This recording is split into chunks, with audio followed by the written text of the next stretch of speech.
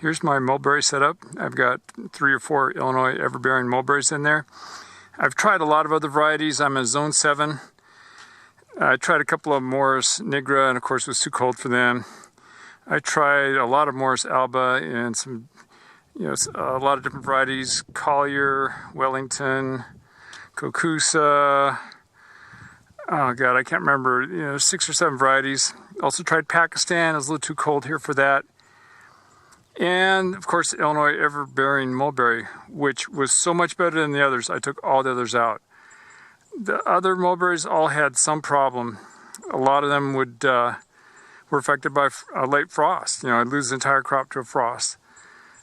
I think it was a Wellington, if I remember correctly, did well with the frost, but it just put on one huge crop.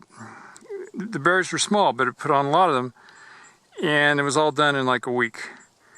And I prefer the Illinois Everbearing, where there's a crop. This year we started about a week in June. Generally it goes 2 months. When I can have a couple of trees provide 2 months worth of fruit, that's a huge advantage. So, I planted these for crop more than for visual landscaping. And I cut the tree off when I got it, 18 inches high, trained the shoots that came out, trained them horizontally, and it's ended up being a really low tree. The tops of these poles here are about 10 feet off the ground, and I have to constantly prune it to keep it below that. I've got this netting on here to keep the birds out. The birds will just destroy the crop. It's 1/2-inch black pipe I welded. Got a radius on there so the net just slides right over it. Anyway, the tree will just go right through that net and ruin it. So about once a week, as long as I have that net on there, I have to prune the growth off just to keep the net in good shape. And then of course in the winter I have a big pruning. This is a mulberry. You can hardly hurt the thing. Just prune the heck out of it, chop it down low. Generally I don't let anything grow above 8 feet, no permanent growth. And every couple of years I have to go through and knock down a big limb that's just gotten out of control and wait for new stuff to sprout out and start training that. I've got about 10 feet between these black pipes. It's really hard to get it all here. This is just what I threw together. I don't think this is necessarily that good a plan. Maybe somebody could start here, have some better ideas, improve on it. But it's working. I like the 1/2-inch because visually it's not a big piece of metal up there that you see all year. Here's a shot from a different angle. Here's a younger tree. I think that tree is probably about 5 years old. The other one's probably about 8. And there's another tree or 2 in the middle there. Just constantly working to keep them down low. Illinois Everbearing Mulberry, the fruit is really good. I would say it's pretty close to blackberry in overall quality. It doesn't taste like a blackberry, vaguely similar, but not really that blackberry flavor. There's no seeds in it. No seeds in it, mulberry, so that's better than a blackberry. So this, like I said, this gives us 2 months worth of fruit, and it's early, which is another huge advantage.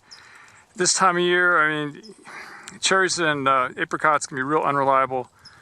The mulberry has been no fail. Here's yet another angle.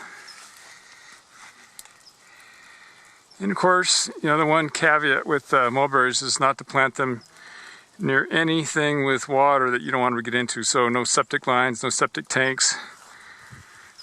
The roots can really go a long ways on these trees. This is a 50-foot wide net I got from American Netting in Washington. It's done a really good job. The 2 other varieties of mulberry I would really be tempted to fool around with would be the weeping mulberry, which might be better for landscaping purposes. Supposedly stays pretty low, has good fruit, similar hopefully to the Illinois Everbearing, and the Pakistan mulberry, which just didn't make it here, a little too cold. because the Pakistan has huge fruit with supposedly good flavor. Our winters here, we see mid-20s all the time, get down to 20 degrees, 4 or 5 times a winter. Exceptionally cold winter, we'll get down to 10, and the coldest I've ever seen it is 0. And, these trees, the older trees, been through all those different kinds of weather with no problems whatsoever. Here's some mulberries I just picked. There's a quarter there for visual reference for the size.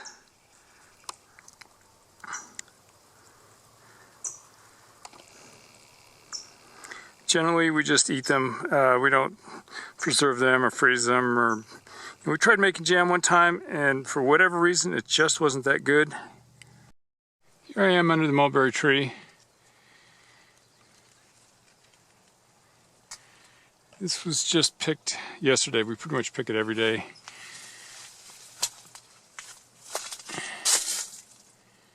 Here's a little spot with a lot of fruit. It ripens a nice amount of fruit every day. It's really amazing. Kind of a constant supply.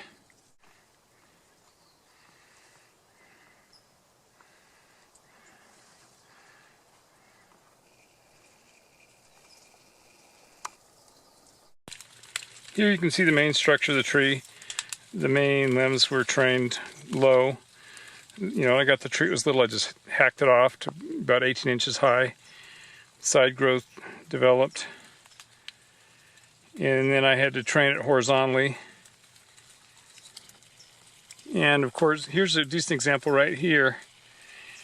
Every year or two, I have to hack off some big limbs. They're just getting up too high. And of course, this is a mulberry, so they get replaced right away. It's possible that a few years from now, I'll have to take it off right at the base. Everything will just be too out of control, and I'll see what happens. I would expect a bunch of new growth to come out right where I cut it off.